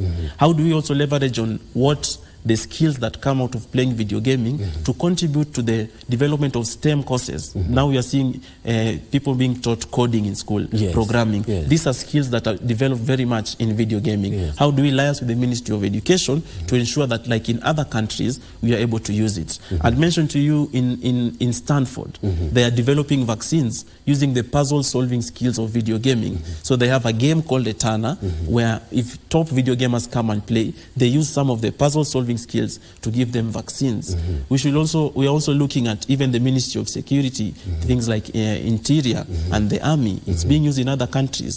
They've been recruiting people because they are good footballers, because they are strong, they are fast. Good athletes. Yes. Let them now remember we have digital advancement. They themselves are buying now digital equipment. The drone, they are dealing with cyber security. These digital know-how skills are found in esports. So they should also now, as they are looking at athlete and physical prowess, they should also look at digital prowess. And where do we find it? You can find it here in esport, and take these people in esport also, train them leverage on their digital skills and recruit them to your army, recruit them to your police, and they also run. They also do physical exercise. The team that went to Istanbul in December, one of them is a basketball player at Kenyatta University. Another one is a football player down here in Isili. So it's not this notion that video gamers are people who just sit down. So apart from the the physical prowess, let's also tap into the digital prowess to deal with this thing. People started things like Zoom during COVID. As we've been holding these things, digital games, having a digital community across the world, way behind that. Yeah. So we should tap into this. Yeah, and also at the same time, during that COVID time, we also saw games like chess being played on virtually. Exactly. Yeah, and now AI is a big interest for everyone. So I mean, these are the areas that, as you mentioned, what sleeps over from just playing. These are the areas that will definitely benefit from video gaming if it's hugely supported by relevant authorities, and also if it keeps on growing, right? Sure. I mean, and also maybe you can talk about the tournament that was in France, where the Coupe du Monde in Paris, where Demon did so well and did win. This just we undoubtedly talks about the quality of the video gamers that we have in the country. Yes, it talks about the quality and it talks about the value of partnerships. I'll start by mentioning that we really appreciate the French embassy in Kenya, because all of this was facilitated by the French embassy in Kenya. They took a team of an esports delegation of 6 of us. Of course, Eric Demon was going to play, and which he played and won well. But we are also there with other people from the video gaming community, and we were able to network with the people in the French esports community, the French Esports Association. We were able to network with other Africans who were there, because we had 34 African countries there. And so, of course, our player did well, and we are happy because Eric Demon has been growing so much in stature. He finished second in the African Championships back in June, and to see him now go and take it a notch higher and win the competition in France was a really heartwarming experience for us. And also just to praise the competition, because they have the aspect of cultural integration, because now it was a 2v2 and each African player was teaming up with a French player.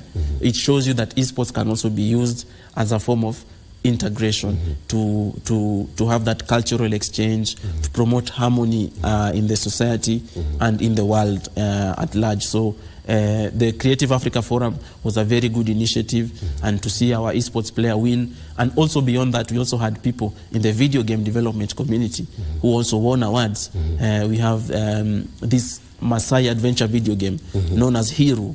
It was also top. It also won an award as the best video game developed among those who were competing there. So it was a good experience, and we did shine in the video gaming side, we did shine in the video game development side, and we can only say thank you. And also just to invite more partners who have such kind of partnerships, to tell them that the door of the Federation is open. We are looking for as many opportunities as possible to expose our talents to the international market. And of course, Kenya did beat the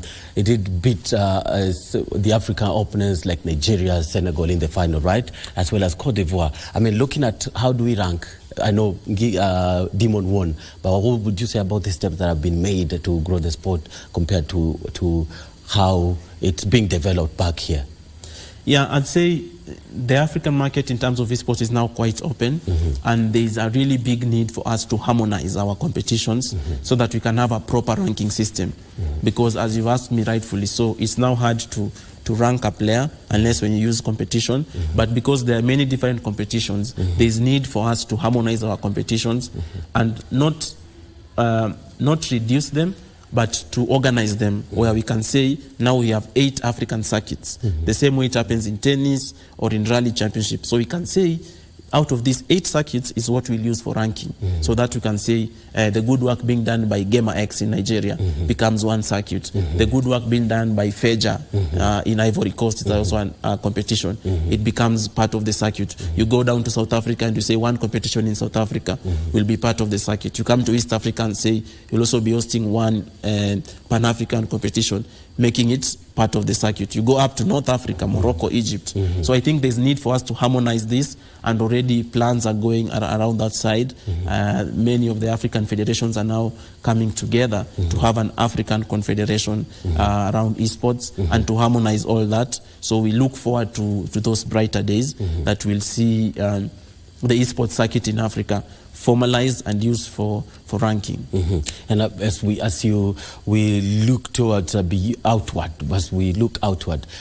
back here, I know this has been key to your drive, to one of your main agenda is to spread the game to all the genders in the country, to all the genders, right? How are you going to approach in encouraging female gamers to the sport? Yeah, you mentioned an important thing, and I'd like you to know, Bernard, that the most illustrious, the most decorated Kenyan gamer, and I dare say even African gamer, is a lady from Kenya. Her name is Sylvia Gadhoni, popularly known as Queen Arrow. Yes. So it already shows you that our ladies, our girls, our women can play. However, we do have a challenge in terms of the environment. And it goes back to what I've said from the beginning.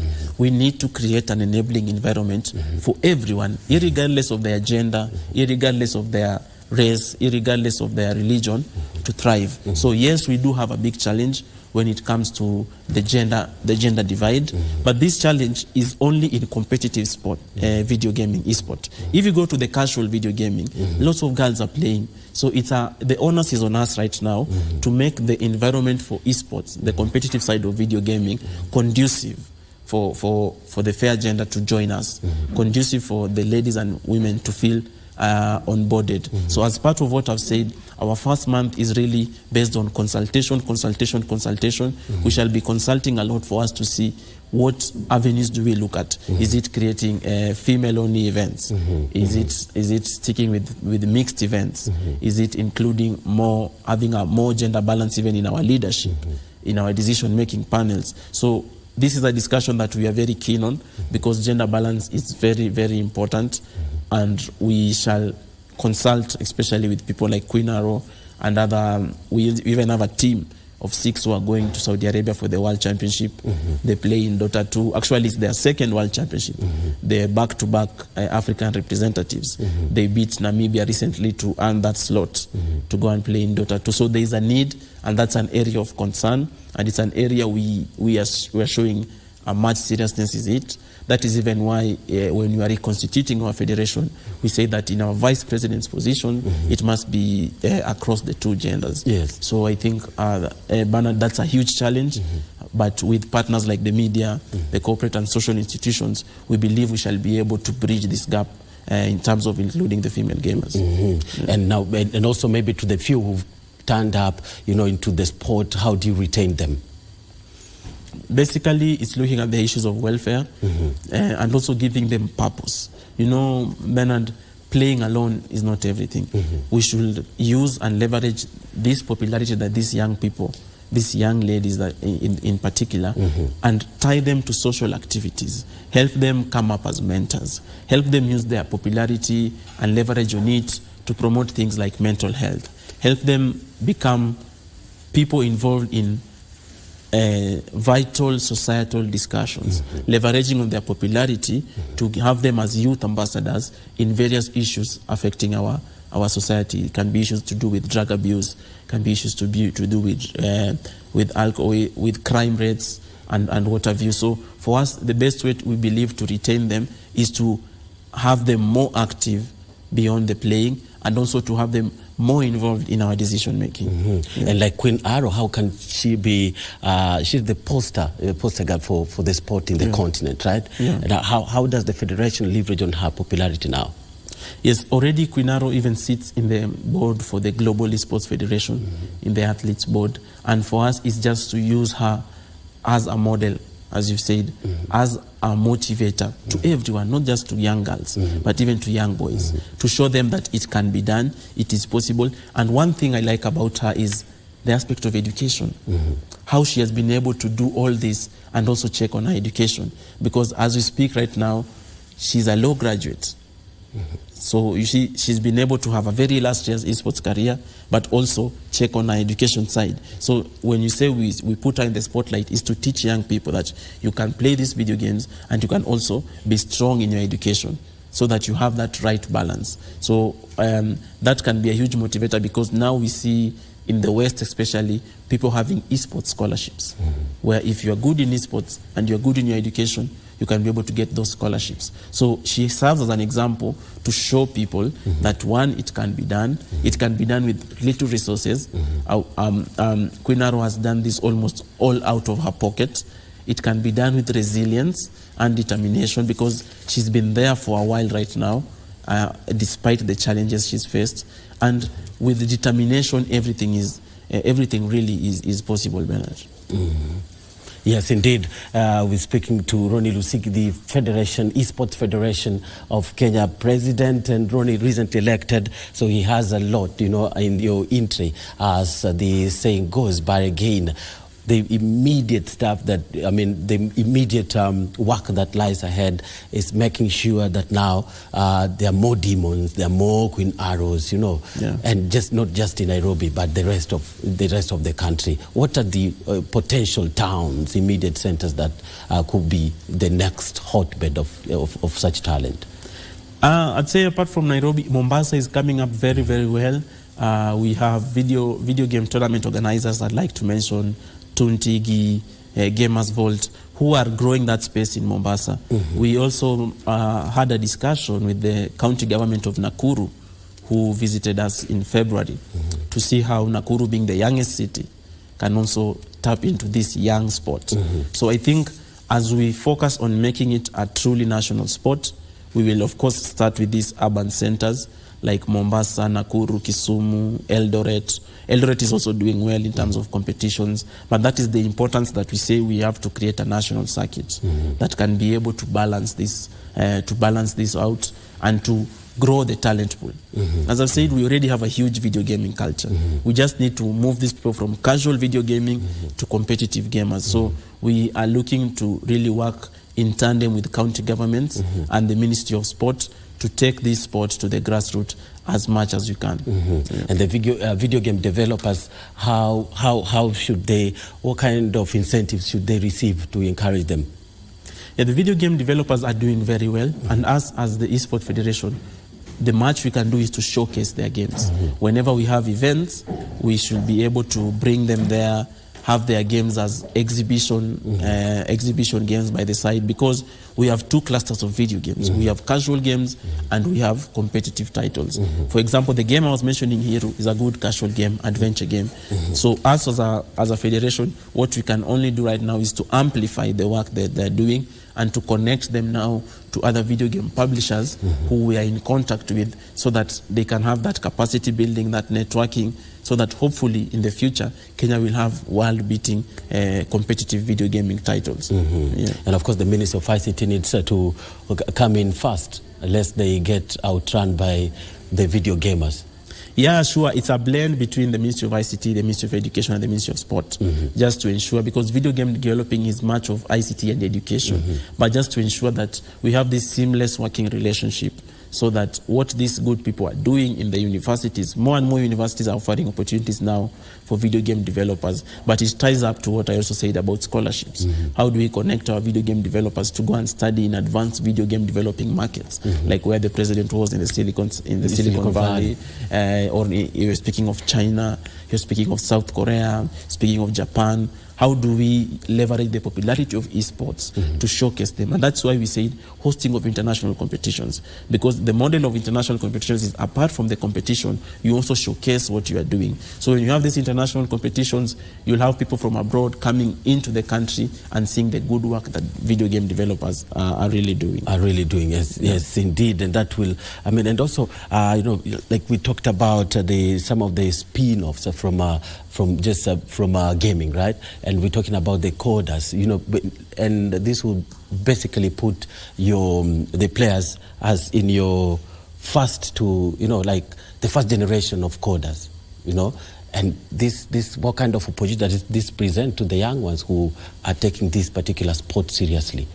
Yes, Bernard, in every sport, because I also have a little background in soccer. In every sport, it's only nearly 1% that make it professional and become the big players. So the question becomes, what happens to the other 99%? And that is why what you're saying is important. We need to develop these other transferable skills from esports and any other sport there is. Esports helps them develop leadership skills. It helps them develop communication, teamwork, and digital literacy, where you are going to.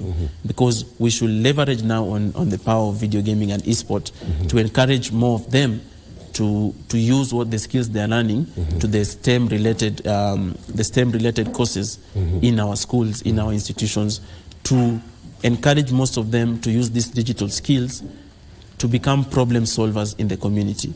I tell you, you would walk into the low-income neighborhoods in Nairobi, and you'll be amazed at how people are improving outdated gadgets and using them to play video gaming. It shows you that there's a lot of digital skills that is there. Recently, we were in a Safaricom Engineering Summit, and we're just be able to see how the next generation of digital engineers will come out of video gaming. So for us, it's just to work on the messaging to tell our young people early on that don't just focus on playing this video game. Focus also on what you get from playing this video game, and use those skills in education, use them in the society to help us have a better nation. And also the threat of the cybersecurity and how to combat all that. What's the Federation's role, and how have you come out for this? Yes, it goes back to what we've said on consultation, because part of our job is to create that awareness. So when we say we want to work with the Ministry of Education, that is part of it. We need to leverage on the place of our schools and the connection they have with the family unit to educate the parents on video gaming. One, educate the parents on age rating of these games. You know, you may be a parent who just want to support your kid. He or she tells you, go and buy me this game, daddy, go and buy me this game, mommy.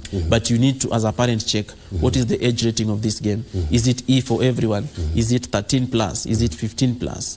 Secondly, is also to educate the parents on things like hours. How many hours do you allow your child to play?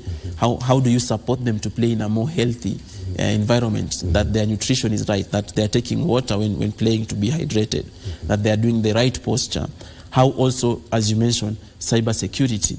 How also do the parents participate in this activity to ensure that the online communities that their children are being involved in are safe spaces, are safe communities? How do we develop even a hotline to report these cybersecurity threats that may face the kids? It even goes back to payment systems, because most of the video gaming goes through online microtransactions. We should be able to educate and give parents awareness so that they don't end up seeing their credit card being used in payments they are not even aware of. So there's a huge opportunity and responsibility for us to work with the Ministry of Education, and through them to get to the parents and the family units to ensure that the awareness in terms of which online communities your child should be playing with, and also to leverage on the knowledge of the video gamers. Because us, as a leadership, our work is only to offer the enabling environment. But the video gamers are the real experts. They are the people with the know-how. So it's to work with them and the Ministry of Education to get to the family unit and the parents, so that we can create more awareness on what games should your child be playing, and what online communities should your child be keeping, and how do you regulate in a healthy way what your child is doing online. Yes, and of course, just like any other sport, it has to have a pool of, like how you get your players into, how you spot your talents, how you spot the future stars or the players who will take the game forward tomorrow. And you talked about the national circuit. Is it the same as the league? This will be the Esports League? Yes, we intend to have two tiers. You should have the amateur tier and the pro tier. So the Esports League may start with the pro tier, where you are going for the already established players, but we also have an amateur tier.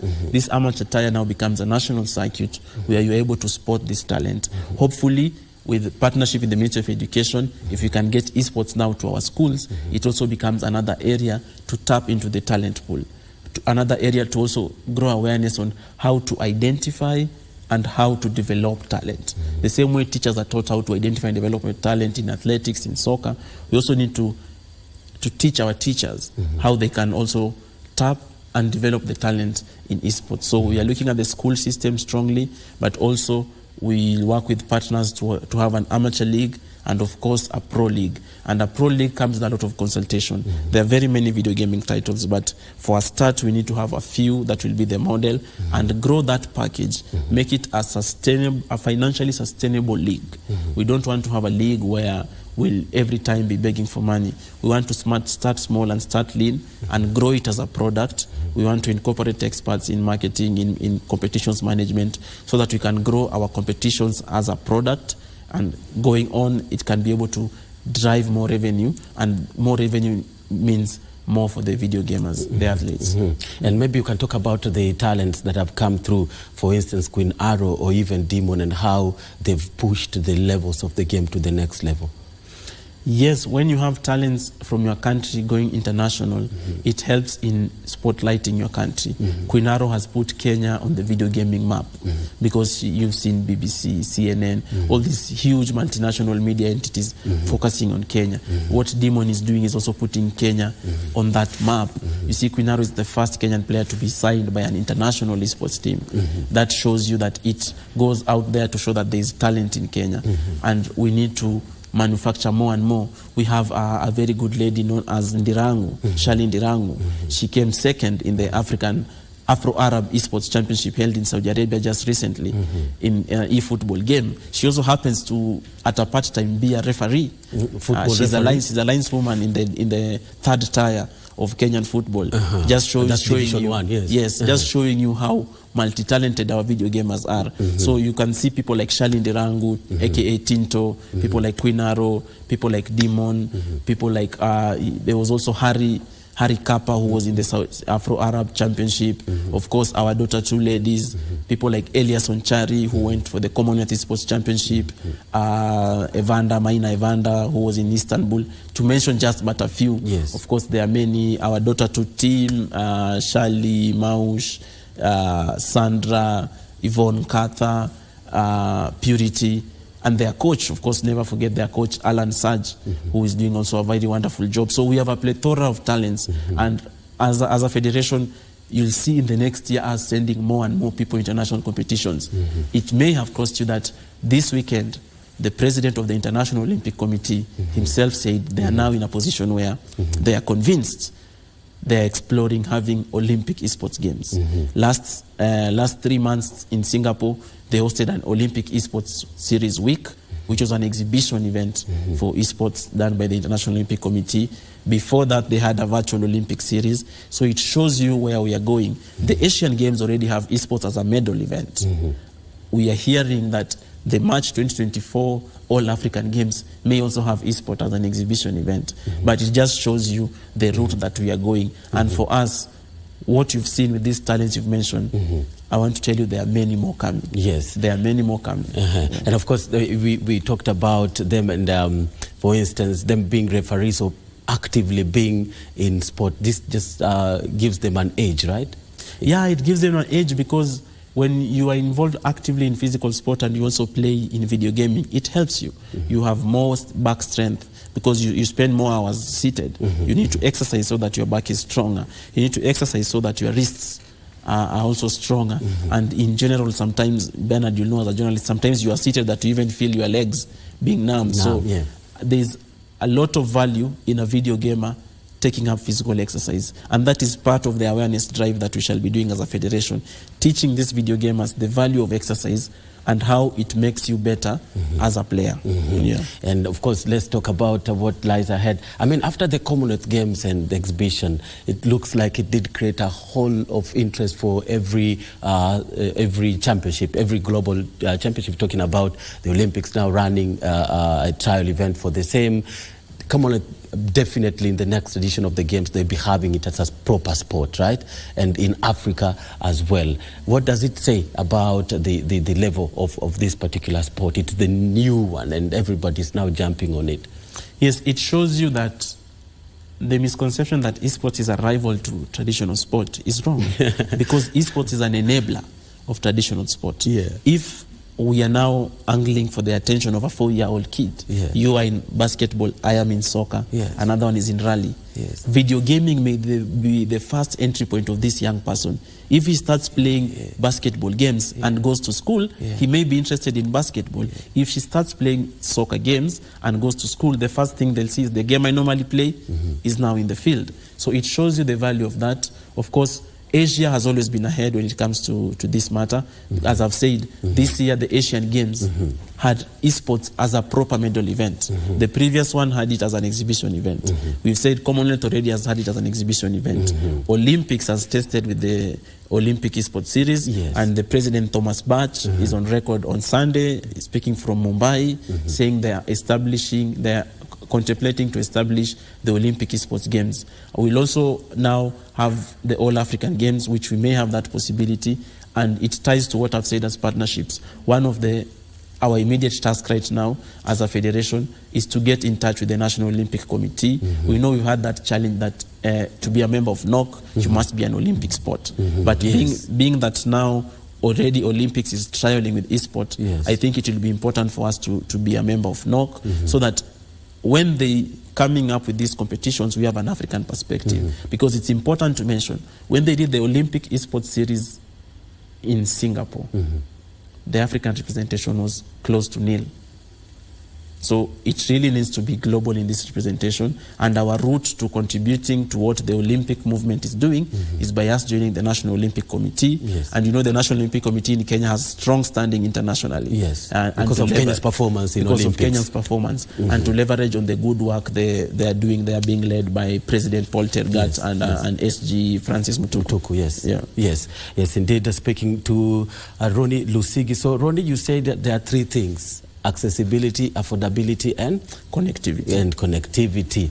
Thank you so much, Ronnie, for gracing Sports Check today. And Ronnie is the president of the Esports Federation of Kenya, and has been speaking about the steps that the sport is easily and slowly taking so as to be, to reach the global levels, and also for Kenyan players to shine on the global stage. And that's how we leave it on Sports Check today. Thank you so much for joining us. I'm Bernard Okumu. Stay tuned on KBC Channel 1, and see you next time.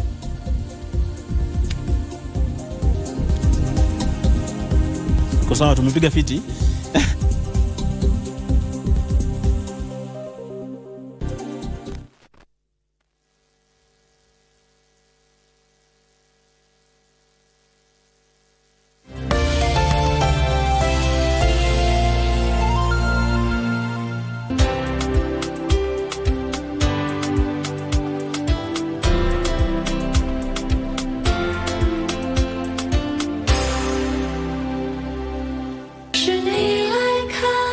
If that were the case, then why would Mr. Han talk you into joining us? Is it because I chose to promote Liu Yining, and because of that, you won't be honest about the problem? Do you really think that I'm some kind of sick deadbeat? Huh? I'm telling you, I'm going through a really rough year, you know that. I understand, My but... company is... The truth is...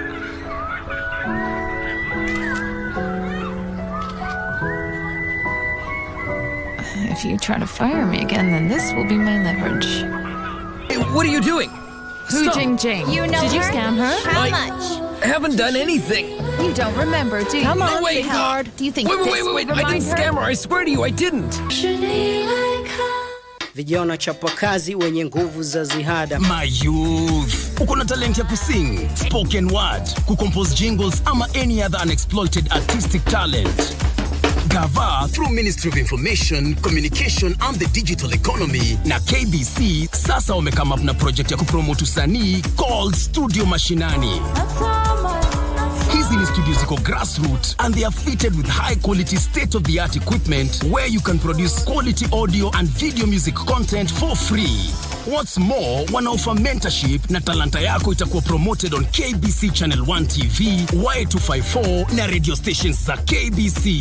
Tembelea Studio Mashinani huko Comarox, Langata, Sauti House Mombasa, Kirwara huko Gatanga, Kitui next to Manyanyoni Chiefs Camp na Kisumu City wako hapo KBC station. Usilalie talent. This is your chance to commercialize and popularize your talent through Studio Mashinani. KBC Channel 1 magazine programs strive to disseminate news and information. Welcome to Happening in the World of Entertainment and achievements of individuals navigating through life. Be part of the intelligent conversation of KBC Channel 1. Related to the interest of Kenyan public on various subjects of national importance.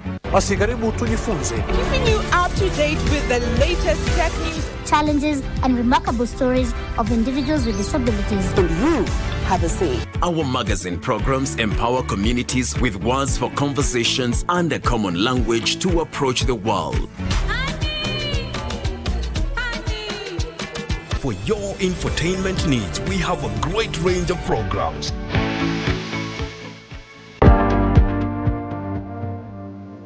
My name is Harry Kimtai. I am the Principal Secretary, State Department for Medical Services, Ministry of Health. I am delighted to inform Kenyans that our systems are set as we move towards achieving our goals in the universal health coverage agenda. Kenya has trained the best specialists in health, and we are able to distribute products and technologies to every health facility through Kenya Medical Supplies Authority. As a country, we have set levels of services starting with community, dispensaries, health centers, and referral hospitals. The services that are supposed to be provided at every level are well outlined, and we are now at the level where some services are offered at household level.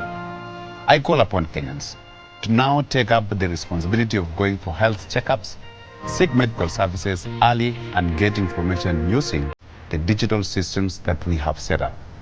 Health services have now reached household levels. Take up your responsibility. Afya yetu, jukumu letu. Giza giza tutafanya lile tendo, washamaliza ngatembo, kinachofuata ni skendo. Kichwa changu si kubwa. Shika ujaribu, si ujaribu. Kichwa changu si kubwa. Hii kitu inaweza toshea. Monday tunasere tukimada repeat it. Leo tunakunywa hadi tutoke kwa news. Aya, hola.